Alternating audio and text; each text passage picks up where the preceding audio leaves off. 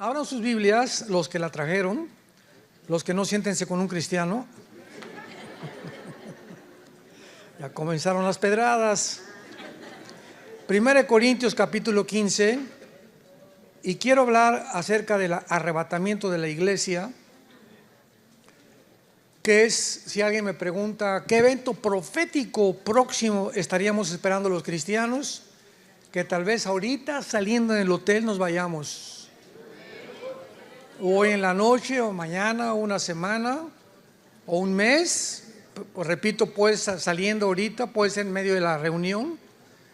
Pero el arrebatamiento de la iglesia es un evento profético que se consideraba un misterio.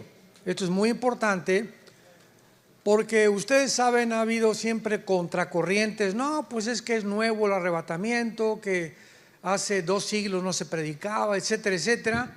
Y esto sencillamente proviene de gente inculta, desinformada, sin teología. Entonces, cuando alguien comienza a hablar, las redes están llenas de merolicos, de gente que habla y dice sin ningún título, no son teólogos, no son nada, pero buscan seguidores y controversia. No, que fulano de tal dijo estas cosas para atraer seguidores. O sea, sus fines son completamente equivocados, sus motivos son equivocados, malignos y perversos, hacer dinero de otras personas. Entonces, cuando la gente habla de esta manera, repito, son gente desinformada, gente que no tiene corazón, gente con motivos completamente equivocados, y ellos no entienden que la revelación de Dios es progresiva. ¿Qué quiero decir? A principios de la iglesia cristiana, los apóstoles tuvieron la revelación que está escrita en todas las epístolas y cartas, y conforme el tiempo ha transcurrido, a través de los siglos, el Espíritu Santo en el siglo XVI, XVII vino la Reforma, Martín Lutero, Juan Calvino, Zwinglio, etcétera, etcétera. Se les reveló que lo que la Iglesia Católica estaba enseñando era una verdadera herejía, más bien herejías, porque la Iglesia romana había llegado al colmo de decir: fuera de Roma no hay salvación. Y que la intercesión era a María. María fue una gran mujer, la madre de Jesucristo, pero jamás se nos manda adorarla, porque solo Dios merece toda la adoración. Nunca, tampoco en la Biblia se nos enseña que oremos a San Patricio, a San Filomeno, a San Cristóbal, el patrón de los taxistas, a la Madre de la Macarena o a la Virgen fulana de tal, porque no hay ningún otro digno de ser adorado más que el nombre de Jesucristo. Entonces, Martín Lutero fue un monje que allá en Alemania, que quería ser, bueno, más bien ya estaba a punto de recibir el celibato, y le cayó así un milagro, nadie sabe cómo, pero comenzó a leer un folleto de la Biblia, del libro de Romanos, y en el capítulo 1 de Romanos se encontró que decía: el justo por la fe vivirá. Entonces Martín Lutero comienza a leer el libro de Romanos, que es la constitución de la iglesia cristiana. Un cristiano que no ha estudiado el libro de Romanos, o un pastor que no enseña Romanos versículo por versículo, es una iglesia que no tiene bases teológicas doctrinales, porque la constitución está formada por: el justo por la fe vivirá. Y si no entendemos por qué no somos salvados por las obras, sino solamente por la fe, nuestra fe es completamente débil ante cualquier ataque de cualquier secta o de cualquier doctrina. Y por eso las iglesias están llenas de cristianos que realmente ni siquiera se han arrepentido, ni saben lo que es el arrepentimiento. Ya no se predica el pecado, ya no se predica el juicio, ya no se predica el evangelio, ya no saben ni lo que es el evangelio. Yo le dije a cristianos: oye, ¿me puedes decir en 30 segundos qué es el evangelio de la gracia de Dios? Y no saben contestar. Si tú vas en el avión con una persona junto, en el tren, en un camión, y le quieres hablar de Cristo, por el amor de Dios le digas: Dios te ama, Jesus loves you, Jesús te ama, Dios te bendiga. Eso no es el evangelio.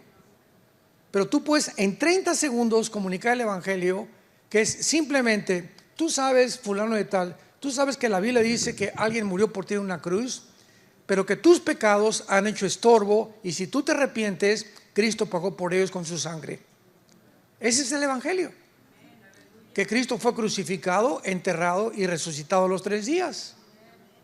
Y si tú no predicas eso, no es el evangelio. Ese es el evangelio.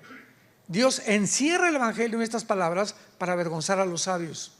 Y un mensaje tan sencillo como ese es el que tiene el poder de convertir. Pero si tú no le dices claramente que alguien pagó por los pecados y que necesita arrepentirse, porque tu vida ha ofendido a Dios, mamacita, tu vida ha ofendido a Dios, oye comadre, oye amigo, necesitas entender que Dios te ama, pero tus pecados, si no confrontamos a la gente con el pecado, pues ¿de qué se van a arrepentir? Si el médico no me convence que estoy enfermo, ¿cómo me voy a tomar la medicina? Y ese es el problema. Ahora nada más, recibe a Cristo, levanta la mano, todos quieren recibir a Cristo, recibe. Y comienza un tiradero de gente, ¿verdad? Eso es un circo. Le ganaron al Circo Soleil.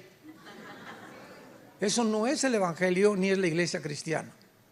Pero estamos llenos de falsas doctrinas, de falsas enseñanzas que desgraciadamente han llenado la iglesia.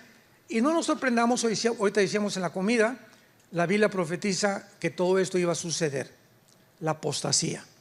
Y vivimos el tiempo de la apostasía. Desde hace 30 años, nunca en toda la historia de la iglesia cristiana se habían introducido tantas malas doctrinas como las que se han introducido en los últimos 30 años. Y la gente las está recibiendo por no conocer la verdadera doctrina. Entonces, cuando yo le dice a Daniel 12, Daniel, cierra las palabras de este libro y no los van a entender nadie hasta que pasen 2600 años. Cuando pasen 2600 años, esa generación que somos nosotros, vamos a entender las profecías de Daniel. Por eso no se predicaron hace 40 años, ni hace 50 años. No se predicaba tanto el anticristo como ahora, porque nunca ninguna generación estaba lista para recibir al anticristo más que la nuestra. ¿Por qué? Por la tecnología que tenemos. Hace 40 años el anticristo no podía aparecer. ¿Cómo puede aparecer un hombre y gobernar el mundo sin una computadora y sin un chip? Tenían que inventarse los chips, las computadoras, la inteligencia artificial, la robotización, para que pudiera un hombre como el anticristo gobernar al mundo económicamente por medio de un chip o por medio de la tecnología que tenemos. Y esa tecnología ya existe. Nosotros somos la generación que está lista para que un hombre llamado el anticristo tome el poder por la tecnología que tenemos. Antes no estaba el mundo listo. Entonces Dios considera hace un siglo, 2 siglos, que como nos vamos acercando ya a la consumación de la historia, la predicación del rapto era importante. Por eso se le ha dado más importancia. Pero como dice, ni siquiera está en la Biblia, le digo, pues arráncale 1 Tesalonicenses capítulo 4, 1 Corintios 15, Juan capítulo 14, se arráncalos de la Biblia. No es de que no esté en la Biblia, lo que pasa es que no se había predicado porque se había dado énfasis a otras doctrinas, pero no se había dado énfasis a la profecía. Y ahorita que nos acercamos al mundo, con todo lo que está pasando, resulta que ahora la mayor parte en el liderazgo cristiano en el mundo no sabe nada de profecía. En todos los lugares donde mi esposo y yo hemos viajado, la gente nos ha dicho lo mismo: hermano, es que esto no lo predican en ninguna iglesia. Nadie está explicando lo de Ucrania, lo que está pasando, lo del Hezbollah, lo del Hezbollah, lo de Rusia, lo que va a pasar, qué país están en la Biblia, qué es la geografía que estamos enfrentando nosotros, cómo es la geopolítica del mundo. Nada de esto se está predicando. Y la pregunta es ¿por qué?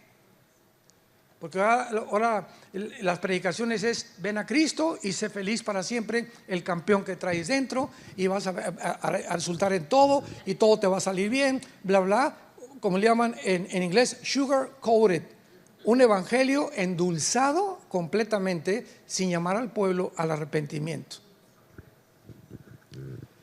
En 1 Corintios 15 Pablo nos revela un misterio, y en la Biblia la palabra musterión en el griego, que se tradujo misterio, es una verdad o una doctrina que en el Antiguo Testamento no existía.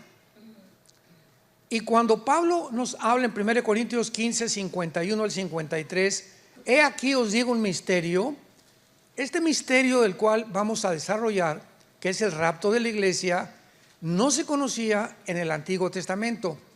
Y vean, Dios no le reveló el rapto ni a Pedro, ni a Juan, ni a Santiago, ni a Mateo, ni a Lucas, ni a ningún apóstol.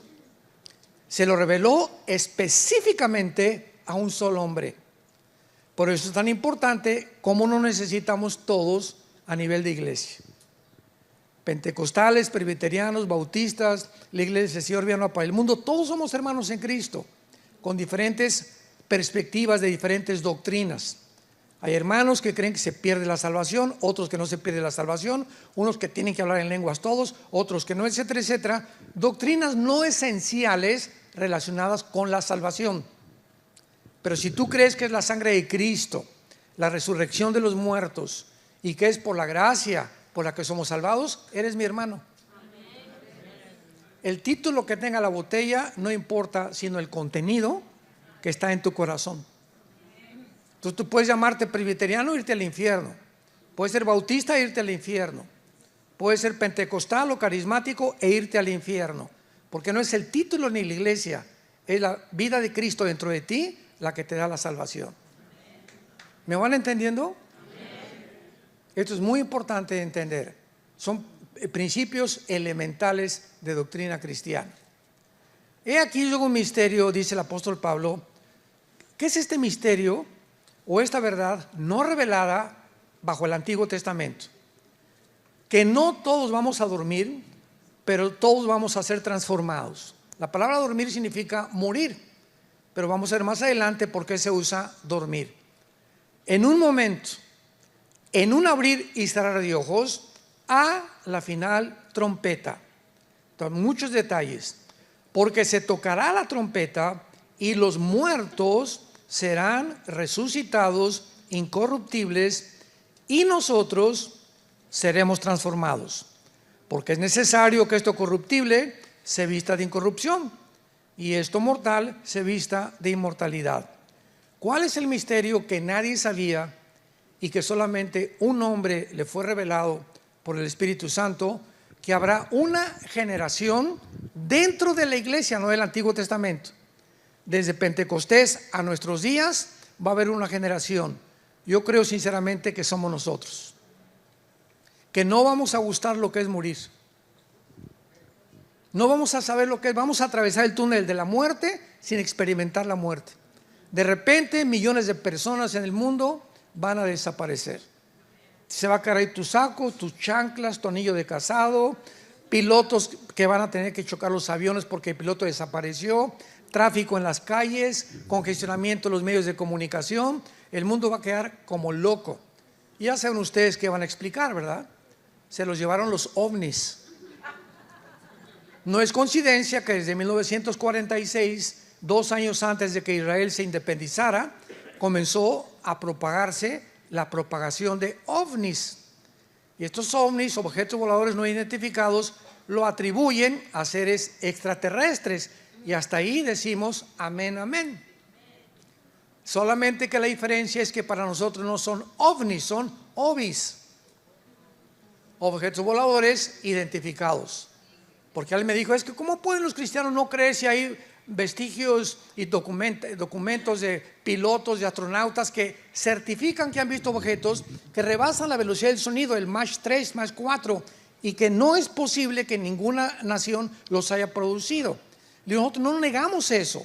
Lo que sabemos es que existe, pero sabemos quién está detrás del fenómeno ovni, que son los ángeles caídos. Porque Satanás en la Biblia nos enseña, puede transformar la energía. ¿Se acuerdan en Éxodo 7 cuando llegó Moisés y Aarón ante el faraón? Y que dijo Moisés, como una prueba faraón de que Dios está conmigo, aventó su vara y se convirtió en culebra. Y los brujos, los hechiceros del faraón, repitieron ese milagro. Satanás puede materializar la energía. puede hacer que comience a levantarse esto, puede levitar, cerrar las ventanas de tu casa, hacerte oír cadenas, transformarte, hacerte oír voces, volverte loco, afectar los millones de neuronas, desconectar neuronas y darte psicopatía, esquizofrenia, paranoia, etcétera, etcétera. El propósito principal de los demonios es volvernos locos, confundirnos, convencerte que no eres lo que Dios te creó, no eres hombre, eres mujer. Pues lo creo y me transformo. Como les dije un día yo a un grupo de personas, ¿quién es el que determina el género? Vamos a cerrar la Biblia. Si tú tienes el cromosoma Y, eres macho camacho. Las mujeres tienen el cromosoma XX. Entonces no importa lo que tu mente diga, ve a hacerte un examen de sangre. Si tienes el cromosoma X, eres macho, macho, macho. Y si tu mente te dice que no es cierto, hay una guerra entre tu mente y tu genética y tu biología, que te vas a engañar, y tu problema no es físico, tu problema es mental. Ahora, si también crees que eres el hombre araña, pues lo puedes creer, no hay ningún problema. Si crees que eres la mujer maravilla, también. Ahora en Canadá, si tú desmientes a alguien que dice soy el hombre araña y le dices no es cierto, tienes cara de sapo en lugar del hombre araña, te meten a la cárcel. Increíble al mundo que estamos viviendo. Entonces es una guerra en la que la misma ciencia ha quedado completamente avergonzada. Entonces la Biblia nos muestra claramente que el propósito del enemigo es robarnos nuestra identidad. Cuando Satanás le roba la identidad a una persona, esa persona queda a merced completamente de los demonios, porque has sido convencido que no eres lo que Dios te creó, sino que eres de otro género. Este misterio, dice Pablo, Corintios 15:52, va a suceder en fracciones de segundos, en un abrir y cerrar de ojos. Muchos de ustedes se van a ir a la cama hoy en la noche y a lo mejor buscas en la mañana y mi esposa. ¿Ya ves, cabezón, que no entendiste?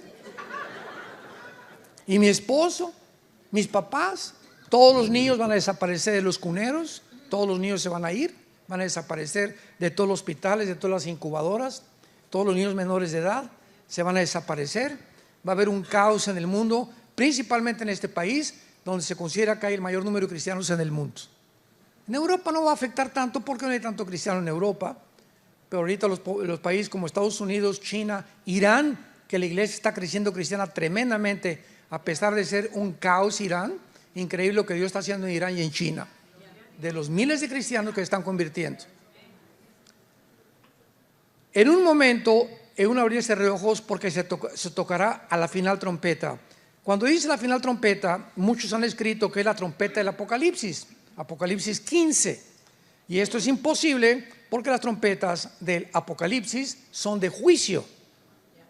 Y la trompeta que está hablando aquí se refiere a Rosh Hashanah, que es la quinta trompeta, la cuarta trompeta, porque es Pascua, número 1, los panes sin levadura, los primeros frutos y Pentecostés. Son las 4 fiestas que ha cumplido Cristo. Faltan 3 fiestas, las de septiembre y octubre, que es el mes de Tishri, y la próxima fiesta es Rosh Hashanah o las trompetas. Y si tú ves al libro de los Números en el Antiguo Testamento, cuando Moisés reunía al pueblo, se tocaban trompetas, porque no había Twitter, ni había Instagram, ni había nada. Imagínate, casi 2 millones de personas, nos tenemos que ir. Entonces había un sonido con el shofar que decía así, cuando era constante, sin parar, significaba córrale, escuchen cerca del campamento porque tenemos que huir, vamos a ser asaltados por una tribu enemiga. Y cuando era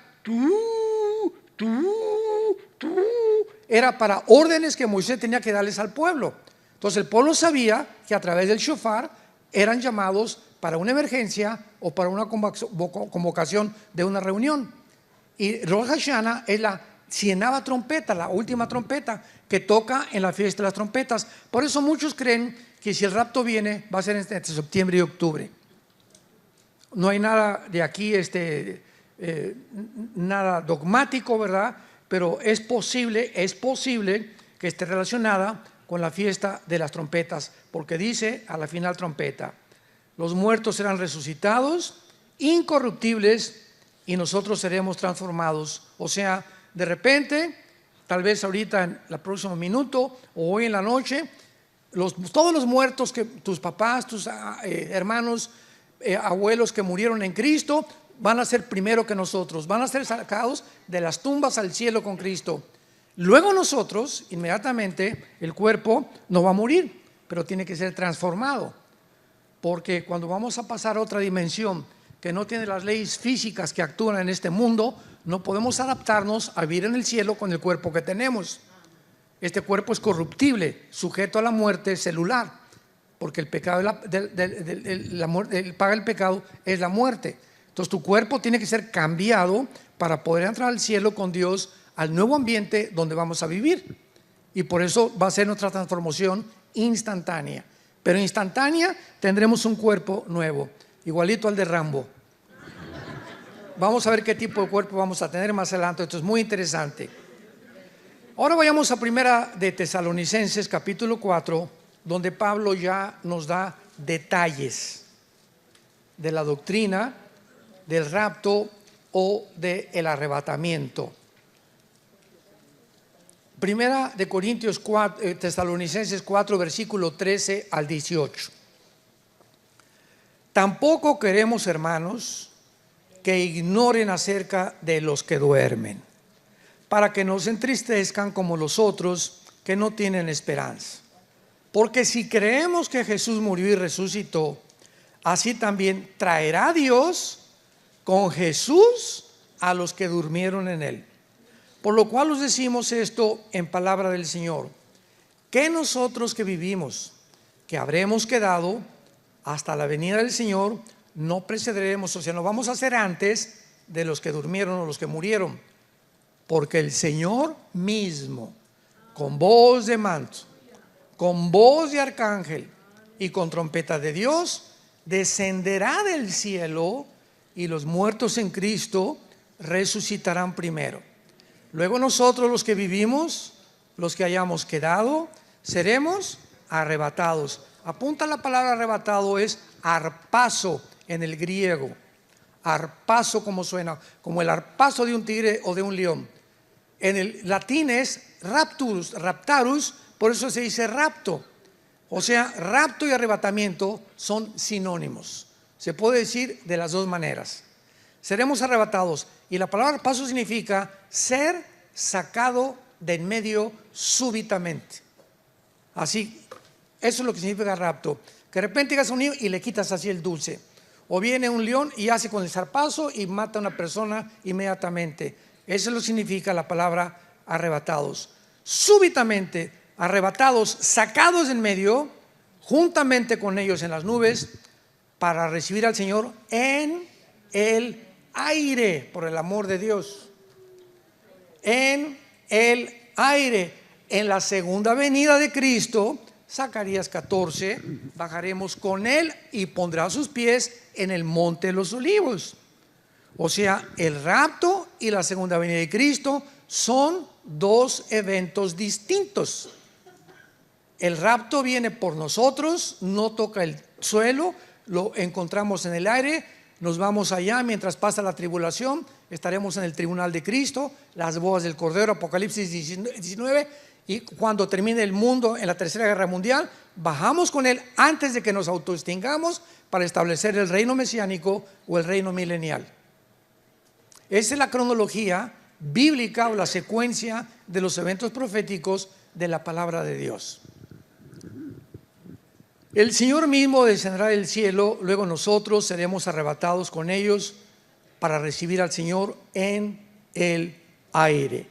Y así estaremos siempre con el Señor. Por lo tanto, aliéntense unos a los otros porque esperamos al anticristo. ¿Eso dice? Oye, por favor, ¿cuándo viene el anticristo? ¿Sabes? No me importa cuándo venga el anticristo. Nosotros no estamos esperando al anticristo, ni me interesa conocerlo. Si tú lo quieres conocer, pues quédate. Pero por eso, aliéntense unos con otros. Si no va a haber rapto y vamos a pasar la tribulación, ¿de qué manera nos vamos a alentar? Nos alentamos porque sabemos que vienen por nosotros antes de que se vengan los 21 juicios de Apocalipsis sobre el mundo. Esta es la grande diferencia. Veamos ahora con detalle este pasaje, versículo 3. Pablo no quería que la iglesia de Tesalónica ignoraran. ¿Qué cosa? En aquel tiempo no había mucha información acerca de los muertos. Cuando en el Antiguo Testamento morían, la única información que tenían era que todos los buenos y los malos bajaban al centro de la tierra, a un lugar que se llama el Sheol. Y esta palabra en el hebreo significa el lugar de la sepultura o el lugar de los muertos. Es todo lo que sabían, que bajaban al Sheol, buenos y malos. Entonces Pablo, ya con más revelación, porque ya hay más luz, cuando Cristo resucitó y vino el Espíritu Santo, no quiero que ignoren. En primer lugar, para que no se entristezcan. Ahora, ¿cuál es el mensaje que se nos da? Si se muere tu hijo, tu esposa, tu pariente, etcétera, etcétera, es lógico que lloremos. Y nunca te aguantes el llorar. No me voy a aguantar, porque te haces un daño terrible emocional y psicológicamente. Llora, ¿verdad? Porque es lógico que lloremos. Sin embargo, no guardamos luto 6 meses. Yo recuerdo la abuela que teníamos materna, se vestían de negro las señoras. Y les preguntabas, ¿por qué estás de negro? Porque hace dos años se murió mi esposa. Oye, ¿para qué sigues con el luto, verdad? ¿Por qué? Porque no conocen la Biblia. Igual que un cristiano, el Día de Muertos, un cristiano nunca regresa a un cementerio, ni a llevarle flores, ni a llevarle mole al muertito, como el Día de los Muertos. Yo les he contado un chiste de la India María.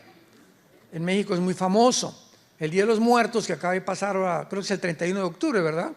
El 2 de noviembre, estaba la India María, pues con su olla de mole. Llega la señora Pompidou, así muy elegante, con un ramo de flores, y va pasando la señora Pompidou y le dice: India bruta, ¿cuándo crees que tu muertito se va a tragar el mole? Y le contesta a la India María: ¿cuándo venga el suyo por las flores? O sea, tanto los ricos como los pobres en el mismo paganismo, uno llevándole flores y el otro llevándole comida. O sea, es absurdo, ya sabemos, no hay nadie ahí, está vacío, o sea, son gusanos los que están ahí. El momento que se muere tu persona, ahí salimos, vamos a verlo, el alma y el espíritu inmediatamente. Y ahí van a llorar y abrazando el cajón. Ya no hay nadie en el cajón, ya no hay nadie en el ataúd, ya no hay nadie en la funeraria. Se acabó y esa persona está o en el cielo o en el infierno. Por eso ya no regresamos nunca al cementerio, porque es absurdo llegar y pararte frente a la tumba. Ay, mi Juanito, por aquí, por allá. Ni te están oyendo los gusanos de Juanito. Juanito ya no está ahí. Juanito está en el cielo o está en el infierno. Muy bien. No quiero que, hermanos, ignoren acerca del escudero, para que no se entristezcan como los otros que no tienen esperanza. El cristiano, perdemos seres queridos. ¿Cuál es nuestro consuelo como cristianos? Saber, porque dice el versículo 14, si creemos que Jesús murió y resucitó. Hay un sí condicional, ¿ya lo vieron? Si realmente eres cristiano y crees que Jesús resucitó, entonces tu pariente está en el lugar, y ese es el consuelo, mucho mejor que aquí. Mi mamá está descansando, mi papá está descansando, gracias a Dios. Mi hermano está descansando, mi ex esposa está descansando, mi esposo está descansando. Entonces no tengo por qué vivir, tengo que seguir viviendo. No, esa tristeza no nos ayuda en la vida. Estás triste una semana, 2 semanas, un mes tal vez, pero no vas a pasarte toda la vida. Hace 2 años estoy vestida de negro porque se murió mi esposo, se murió mi esposa. Entonces les escribo para que no nos entristezcamos como los demás que no tienen esperanza y le lloran 3 años y 4 años y van al panteón porque no saben que está en un lugar mucho mejor. Entonces tenemos una esperanza nosotros, que nuestros difuntos cristianos están en un lugar mucho mejor, y el solo pensamiento de que está disfrutando con los ángeles y todo, mi familiar o el pariente, eso me da paz y me da consuelo. para seguir viviendo. No podemos toda la vida vivir amargados por alguien, porque tenemos una esperanza de la resurrección de Jesucristo. Por lo cual les decimos en palabra del Señor que nosotros que vivimos, que habremos quedado, no precederemos a los que durmieron, porque el Señor mismo va a ser el mismo Señor Jesucristo que resucitó y ascendió al cielo, quien va a bajar del cielo. El mismo Señor Jesús va a bajar del cielo. Y dice la Biblia, ya no con voz de, por favor, les ruego, va a venir con voz de manto. O sea, mandando ¿qué cosa? Que lo alcancemos en el cielo. Vámonos, vamos a oír tal vez la trompeta o el shofar, y en ese momento nos vamos con él. El arcángel Miguel vendrá con él, con millones de ángeles por nosotros también. Imagínense qué espectáculo. Ni un sueño, ni una película, nadie podría describir el gozo tan grande que vamos a experimentar al estar con Jesús. No vamos a creer ni siquiera que estamos muertos. O sea, ¿dónde estoy? Con Jesús y los ángeles y el arcángel Miguel y todo. Vámonos y nos vamos hasta el tercer cielo con él. Y ya se acabó tristeza, se acabó enfermedad, se acabó lloro, se acabó todo completamente, porque estamos ya para siempre con el Señor. Ahora, hay una pregunta muy importante, porque hay mucha gente que enseña como una secta que se llama los Testigos de Jehová.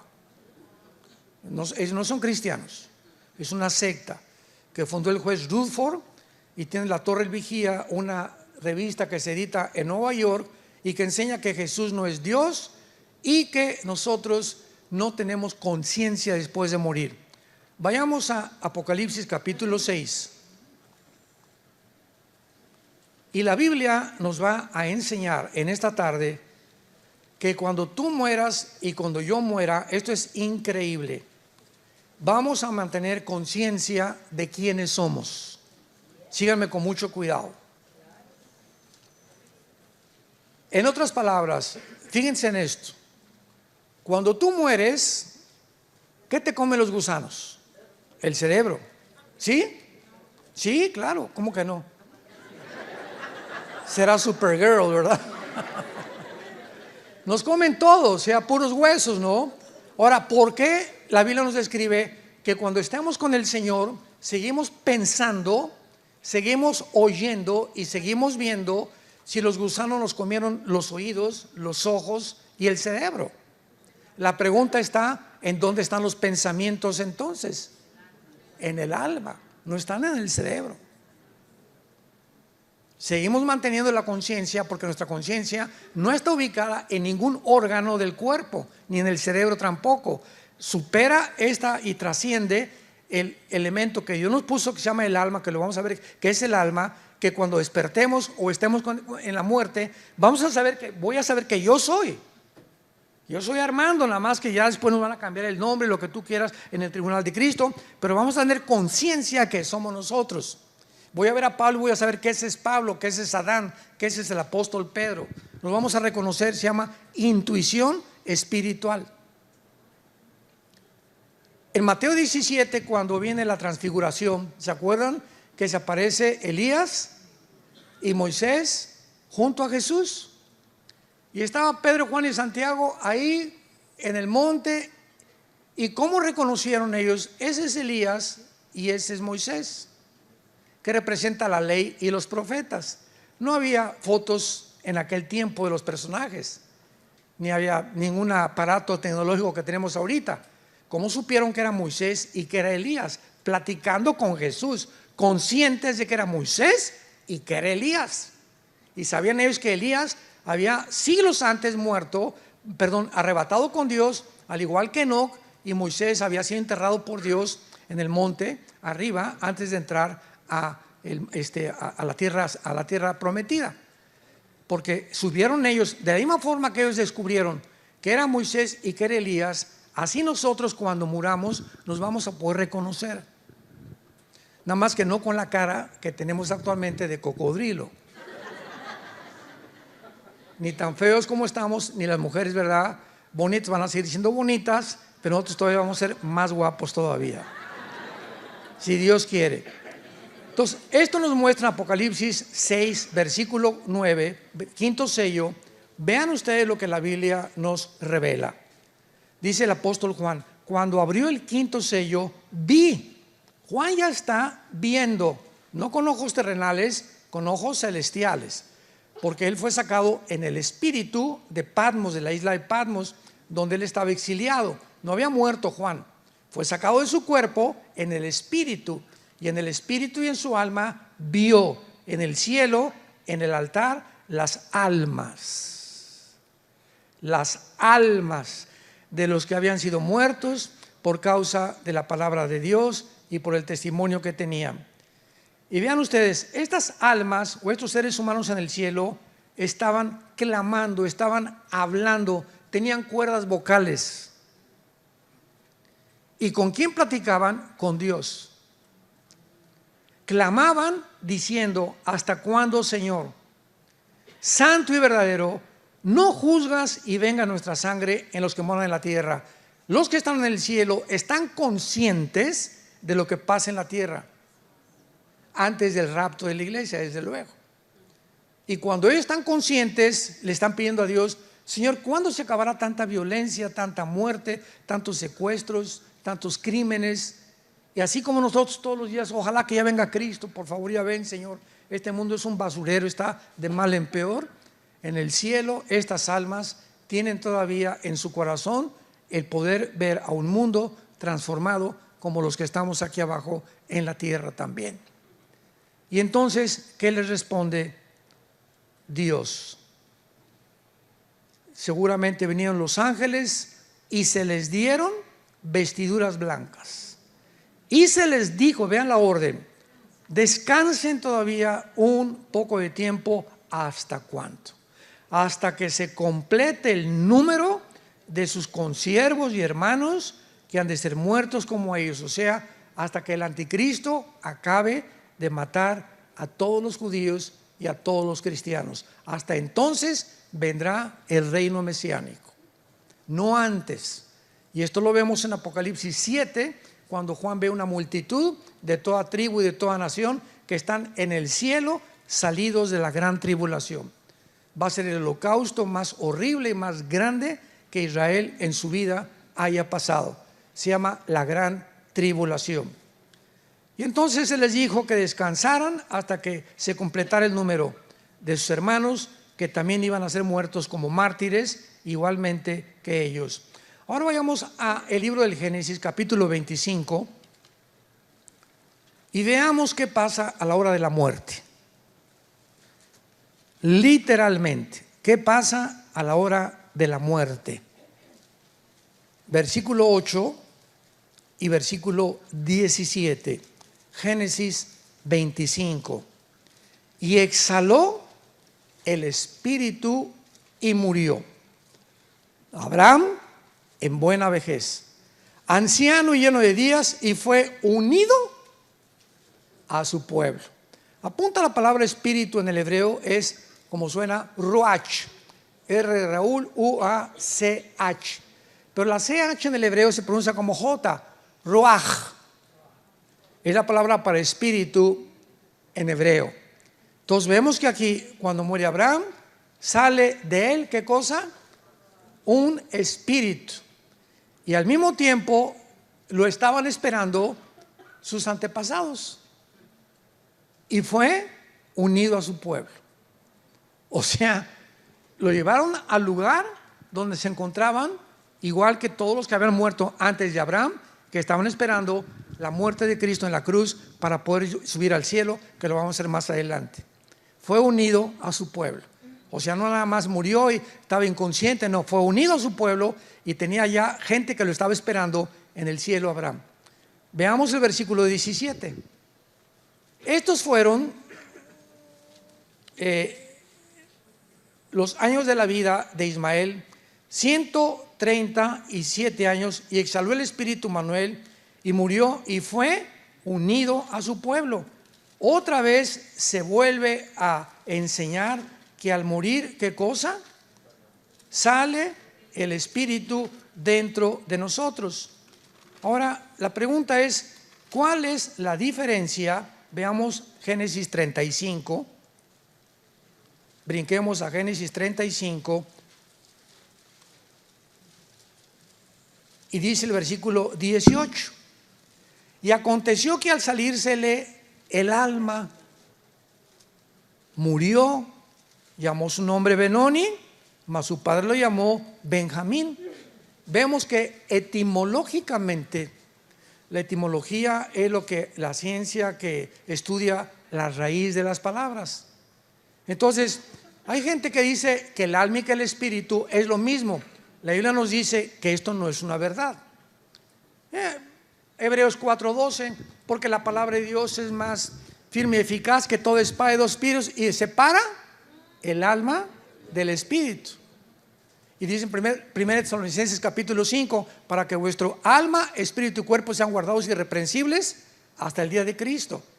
La Biblia nos habla claramente la diferencia entre el alma y el espíritu. Entonces, en conclusión, cuando morimos hay dos cosas que se salen de nosotros: el alma y el espíritu. Apunta qué es el alma. El alma es la voluntad, el intelecto, las emociones y los sentimientos. Es el yo. Ese es el alma. La voluntad, el intelecto, las emociones y los sentimientos. El espíritu es la parte inmaterial a través de la cual conocemos, servimos y adoramos a Dios, porque Dios es espíritu. Juan 4:24. Entonces, el alma son mis sentimientos, mis emociones, mi voluntad, mi intelecto. Ese es el alma. Y el alma está en la mente, igual que el espíritu. Pero el espíritu, nacemos muertos espiritualmente, ya lo sabemos. Cuando recibimos a Cristo, se vuelve a prender el foco, el espíritu resucita entre nosotros y podemos, desde que tenemos a Cristo, conocer la Biblia, leer la Biblia y tener contacto con Dios y adorar a Dios. Juan 4, que Dios se le reveló a la mujer samaritana, el Evangelio de Juan capítulo 4.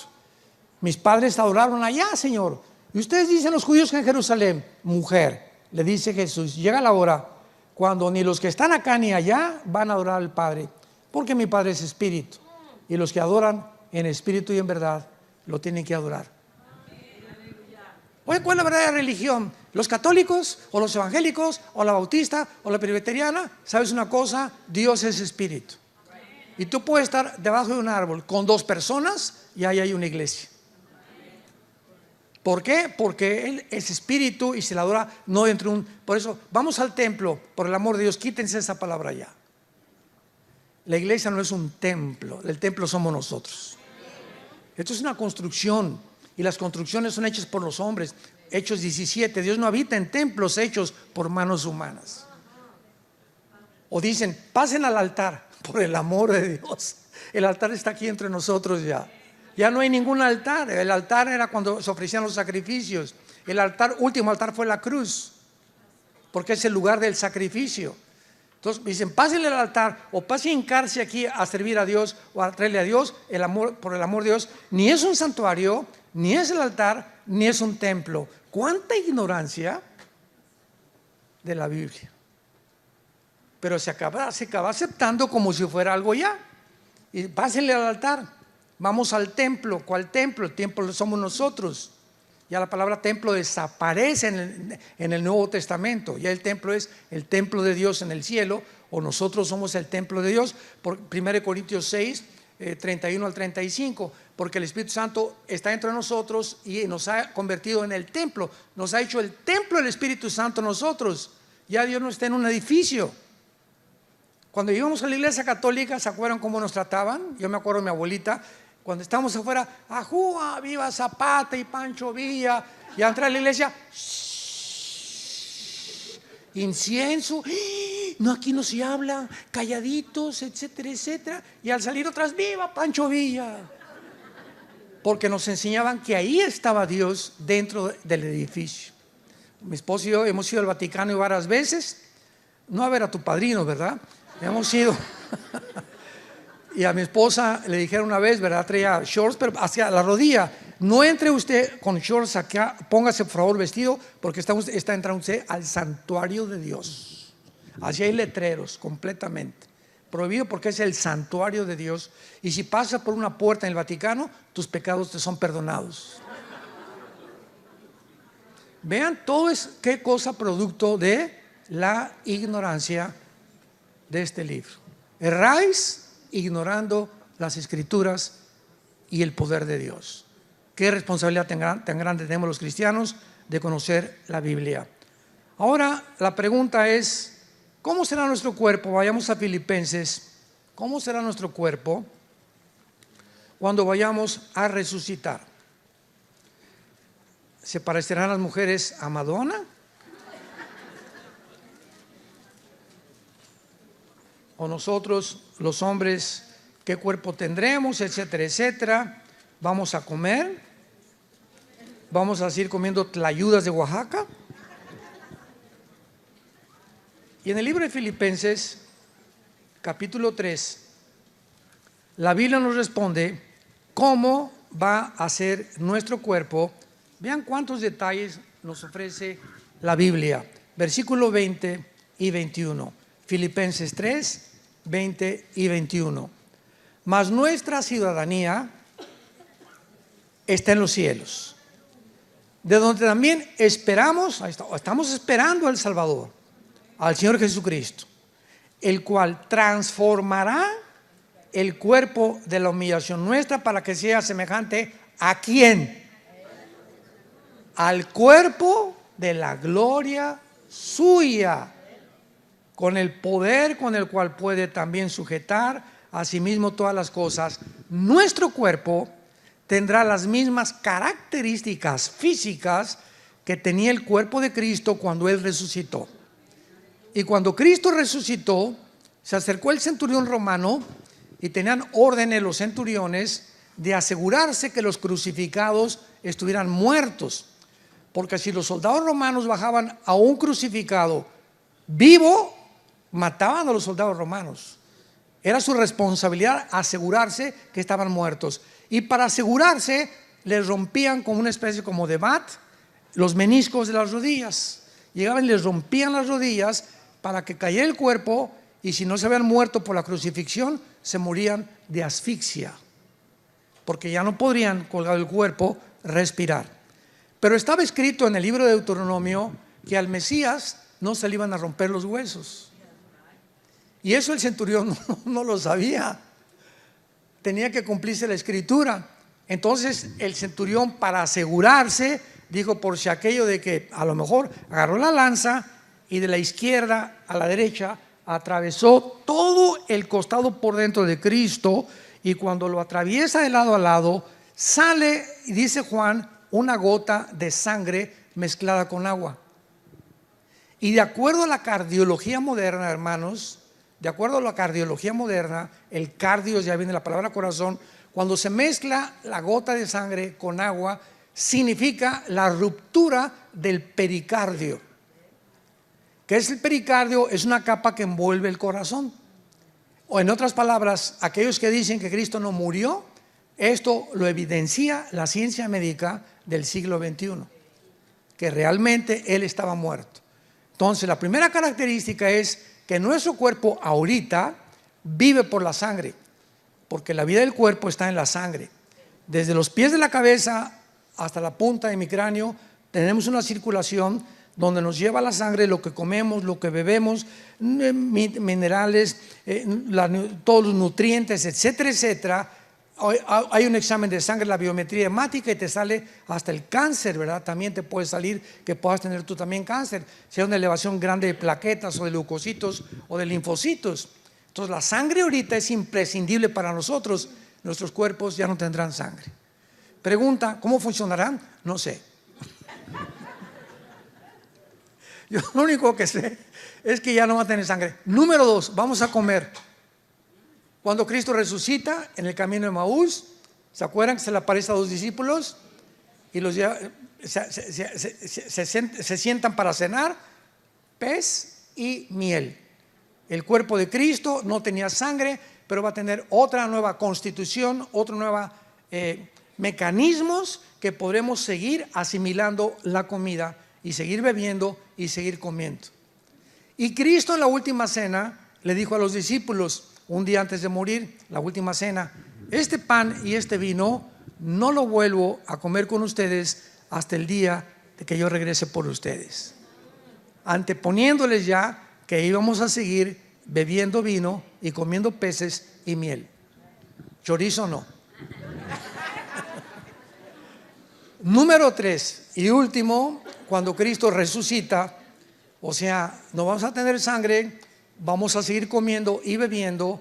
Y en tercer lugar, cuando Cristo resucita, se juntan todos los apóstoles y Cristo atraviesa una pared. Y ahí estaba Tommy Boy, el agnóstico, el escéptico de los discípulos. No, hasta que yo no ponga mis manos en sus manos, no voy a creer. Y viene Jesucristo, le dice: Tom, come here. Se acerca a Tomás, escuchen esto, se acerca a Tomás y Jesús le dice: pon tus manos en mis manos. Y cuando Tomás pone las manos en las manos de Cristo, no atraviesa las manos de Cristo como si fuera un espíritu, toca algo sólido. Y cuando toca el costado de Tomás, toca algo sólido, implicando con esto que nuestros cuerpos van a materializarse y desmaterializarse a voluntad. Ahorita yo puedo hacer con mi mano esta y me rompo los meniscos, ¿verdad? Aquí de todos los de mis huesos. ¿Por qué? Porque la composición molecular de la materia de los átomos es más gruesa que los átomos de mi mano. Pero cuando el cuerpo Cristo resucitó, pudo atravesar la pared y poder otra vez materializarse y hacerse sólido con el momento que lo tocó el apóstol Juan, Tomás. Entonces nuestro cuerpo se podrá materializar. Y en cuarto lugar, la fuerza de la gravedad y las leyes cósmicas ya no tendrán poder sobre nosotros. Cuando Cristo resucita, Hechos 1 comienza a ascender venciendo la ley de la gravedad. Ya las leyes físicas no operaban en el cuerpo resucitado del Hijo de Dios. Así estará nuestro cuerpo y podremos ir a la luna, podremos ir a otras galaxias, a todo lo que Dios va a formar, ¿verdad? A voluntad. Le damos gracias a la palabra y le pedimos a Jesús con nuestra oración: sí, Jesús, ven pronto por nosotros. Gracias, Señor, por tu palabra. En esta tarde, tal vez haya muchos de ustedes que vinieron por invitación, por curiosidad, para oír, otros para aprender más. Pero tal vez en esta tarde Dios te ha hablado y te dice en esta tarde que te arrepientas de tu vida, que te arrepientas de tus pecados, que tu vida ha ofendido y está ofendiendo tu vida a Dios, y que tú no puedes seguir así, porque la paga del pecado es la muerte, mas el regalo de Dios es vida eterna en Cristo Jesús.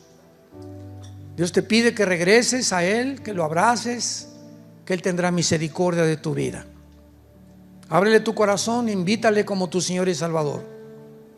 No salgas de esta reunión en esta tarde sin la seguridad de que si tú murieras hoy en la noche, puedes dormir tranquilo, porque morirás en paz, con la seguridad que Él nos da, que nunca jamás nada ni nadie nos separará de su eterno amor. ¿Qué tengo que hacer?, me preguntarás. Dile estas palabras con todo tu corazón: Señor mío y Dios mío, perdona mis pecados.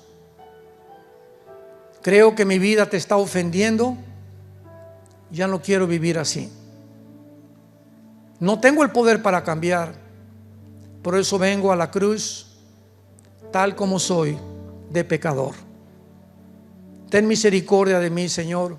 Lávame con tu sangre, porque creo que pagaste en mi lugar y que a los 3 días resucitaste de los muertos para darme la esperanza y las buenas noticias en este momento, que viviré contigo eternamente. En el nombre de Jesús. Amén.